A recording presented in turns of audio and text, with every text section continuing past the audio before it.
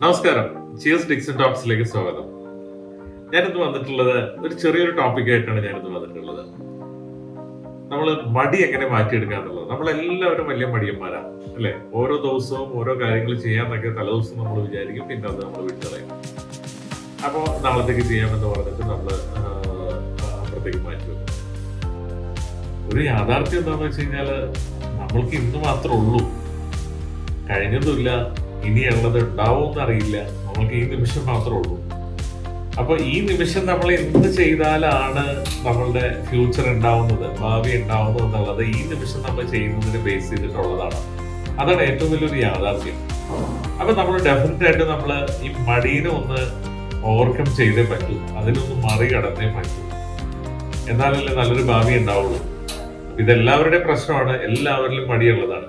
പക്ഷെ നമുക്ക് ചെറിയ കുറച്ച് കാര്യങ്ങളൊന്ന് ശ്രദ്ധിച്ചു കഴിഞ്ഞു കഴിഞ്ഞാൽ, ഒരു 4 കാര്യങ്ങൾ ശ്രദ്ധിച്ചു കഴിഞ്ഞാൽ ഒരു പരിധി വരെ നമുക്ക് മടി ഒഴിവാക്കാൻ സാധിക്കും.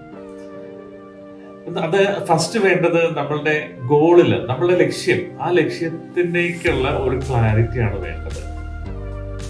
നമ്മളുടെ എല്ലാവരുടെയും യാത്ര ജീവിതത്തിൽ നല്ലൊരു ലക്ഷ്യമുണ്ട്. ആ ലക്ഷ്യത്തിലേക്ക് ഒരു ക്ലാരിറ്റിയാണ്, ഫുൾ ആയിട്ടുള്ള ഒരു ക്ലാരിറ്റി ഉണ്ടെന്നുണ്ടെങ്കിൽ നമ്മൾക്ക് ഒരു പരിധിവരെ മടി മാറ്റാൻ സാധിക്കും. എക്സാമ്പിൾ ഇപ്പോൾ ഒരു ചെറിയൊരു കാര്യം നമ്മൾക്ക് എടുക്കാം. നമ്മളൊരു ബുക്ക് വായിക്കാനാണ് ഉദ്ദേശിക്കുന്നത്. ഒരു 300 പേജുള്ള ബുക്കാണ് നമ്മൾ വായിക്കാൻ ഉദ്ദേശിക്കുന്നത്. ഈ ബുക്ക് ഒരു ദിവസം കൊണ്ട് ഇരുന്ന് വായിക്കാം, അല്ലെങ്കിൽ 2 ദിവസം കൊണ്ട് ഇരുന്ന് വായിക്കാം. ഒരു കൃത്യത ഇല്ലാന്നുണ്ടെങ്കിൽ, നമ്മുടെ ലക്ഷ്യത്തിന് ഒരു കൃത്യത ഇല്ലാന്നുണ്ടെങ്കിൽ അത് എന്ത് തീർക്കും എന്ത് തീരും നമുക്കൊന്നും അറിയാൻ പറ്റില്ല. അതിനു വേണ്ടിയിട്ട് നമ്മൾ ഈ ബുക്ക് ഒരു ദിവസം ഞാൻ 10 പേജ് വെച്ച് വായിക്കും. അങ്ങനെ ചെയ്യുമ്പോൾ നമ്മൾക്ക് ഒരു 30 ദിവസം കൊണ്ട് ആ ബുക്ക് നമുക്ക് കംപ്ലീറ്റ് ചെയ്യാൻ സാധിക്കും. അപ്പോൾ നമ്മൾക്ക് അതിന് ഫസ്റ്റ് വരുന്നത് ക്ലാരിറ്റി ഇൻ ഗോളാണ്. സെക്കൻഡ് വരുന്നത്, നമ്മൾ ഒരു ജോലിയിൽ ഏർപ്പെടാൻ പോവുകയാണ്.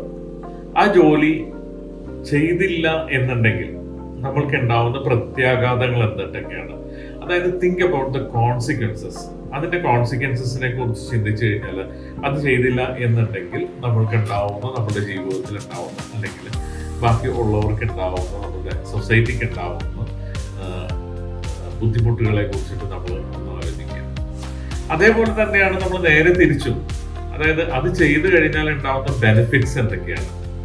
നമ്മൾ ഓരോ കാര്യങ്ങൾ ചെയ്യുമ്പോൾ നമ്മൾക്ക് അതിൽ നിന്നുള്ള ഒരു ബെനിഫിറ്റ് ഉണ്ടാവും അല്ലേ? ആ ബെനിഫിറ്റ്സ്, ഇപ്പൊ രാവിലെ നമ്മൾ ഒരു വർക്കൗട്ടിന് പോയി കഴിഞ്ഞ് വന്നു കഴിഞ്ഞ് കഴിഞ്ഞാൽ നമ്മൾക്ക് ഉണ്ടാവുന്ന ബെനിഫിറ്റ്സ് എന്തൊക്കെയാണ്. ആ ദിവസം ഫുള്ള് നമ്മൾ ഒരു എനർജി ആയിരിക്കും, നല്ല ബ്ലഡ് സർക്കുലേഷൻ കിട്ടി, നമ്മളുടെ നിലവിലുള്ള ഒരു അറ്റ്മോസ്ഫിയറിൽ നമ്മൾ വേറെ അറ്റ്മോസ്ഫിയറിലേക്ക് പോയി കഴിഞ്ഞ് വന്നു കഴിയുമ്പോൾ, നമ്മളുടെ ജോലിയിൽ ഏർപ്പെട്ട് കഴിയുമ്പോൾ നമ്മൾക്ക് ഉണ്ടാവുന്ന ബെനിഫിറ്റ്സിനെ കുറിച്ച് നമ്മൾ ആലോചിക്കുമ്പോൾ ആ ഒരു ഫുൾ ഡേ നമ്മൾക്ക് നല്ലൊരു എനർജറ്റിക് ആയിട്ട് നമ്മൾക്ക് നിൽക്കാൻ പറ്റും. അപ്പോൾ അത് വലിയൊരു ബെനിഫിറ്റ് ആണ്. അതേപോലെ തന്നെയാണ് 4ാമത് വരുന്നത്, ചേഞ്ച് യുവർ എൻവയോൺമെന്റ് എന്നുള്ളതാണ്. നമ്മൾ ഈ മടി ഒഴിവാക്കാൻ വേണ്ടിയിട്ട് പലപ്പോഴും നമ്മളുടെ എൻവയോൺമെന്റിനെ, നമ്മളുടെ പരിസ്ഥിതിയെ, നമ്മൾ ജീവിക്കുന്ന അല്ലെങ്കിൽ നമ്മളുടെ നിലവിലുള്ള സാഹചര്യത്തിന് ചെറുതായിട്ടൊന്ന് ബോധപൂർവം ചെറുതായിട്ടൊന്ന് ഒരു തിരുത്തൽ നടത്തി കഴിഞ്ഞാൽ, ഒരു എൻവയോൺമെന്റിൽ മാറ്റം വരുത്തി കഴിഞ്ഞാൽ നമുക്ക് സാധിക്കും. എക്സാമ്പിൾ ഞാൻ പറയാം. നമ്മൾ രാവിലെ നടക്കാൻ വേണ്ടി ആലോചിക്കുന്നുണ്ട്, പലപ്പോഴായിട്ട് നടക്കാൻ ആലോചിക്കുന്നുണ്ട്. പക്ഷേ നമ്മൾ രാവിലെ എഴുന്നേറ്റിട്ട് അതേപോലെ തന്നെ തിരിച്ചു കിടക്കും. അപ്പൊ നമ്മളുടെ കൂടെയുള്ള ഒരാളും നമ്മൾ ഡിപ്പെൻഡ് ചെയ്യുന്നു എന്ന് നമ്മൾ വിചാരിക്കുക. പക്ഷെ ഈ കൂടെയുള്ള ആളും നമ്മളെ കാര്യം വലിയ മടിയനാണ്. അപ്പൊ ഒരു കാരണവശാലും നമ്മൾക്ക് ഈ ജോഗിങ് നമുക്ക് നടക്കില്ല. അപ്പൊ നമ്മൾ ചെയ്യേണ്ടത്, റെഗുലർ ആയിട്ട് വർഷങ്ങളായിട്ട് ജോഗിങ്ങിന് പോയിക്കൊണ്ടിരിക്കുന്ന ഒരു ഗ്രൂപ്പിൽ നമ്മൾ ജോയിൻ ചെയ്യുന്നത് നല്ലതായിരിക്കും. അപ്പോൾ ആ ഗ്രൂപ്പിലൂടെ ജോയിൻ ചെയ്ത് കഴിയുമ്പോൾ നമ്മൾ അവരുടെ പതുക്കെ നമ്മൾ അവരുടെ ആ ഒരു ശീലങ്ങളിലേക്ക് കടക്കുകയും പിന്നെ അത് നമ്മളുടെ ദിനചര്യയായിട്ട് തന്നെ നമ്മുടെ ശീലമായിട്ട് മാറുകയും ചെയ്യും.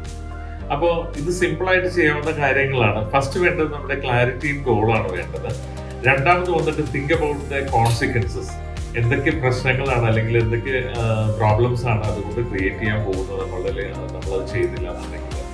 3ാമത് വന്നിട്ട് അതിന്റെ ബെനിഫിറ്റ്സ് ആണ്.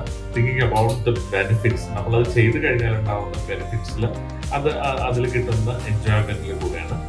പിന്നെ 4ാമത് വന്നിട്ട് ചേഞ്ച് യുവർ എൻവയോൺമെന്റ് ആണ്. ആ എൻവയോൺമെന്റ് നമ്മളൊന്ന് ബോധപൂർവം മാറ്റി കഴിഞ്ഞാൽ നമ്മളുടെ ജീവിതത്തിൽ ഉറപ്പായിട്ടും നല്ലൊരു മാറ്റം ഉണ്ടാവും. Okay, thank you. അപ്പോൾ അടുത്ത വീഡിയോ ആയിട്ട് ഞാൻ വരുന്നതുവരെ ടേക്ക് കെയർ, ബൈ.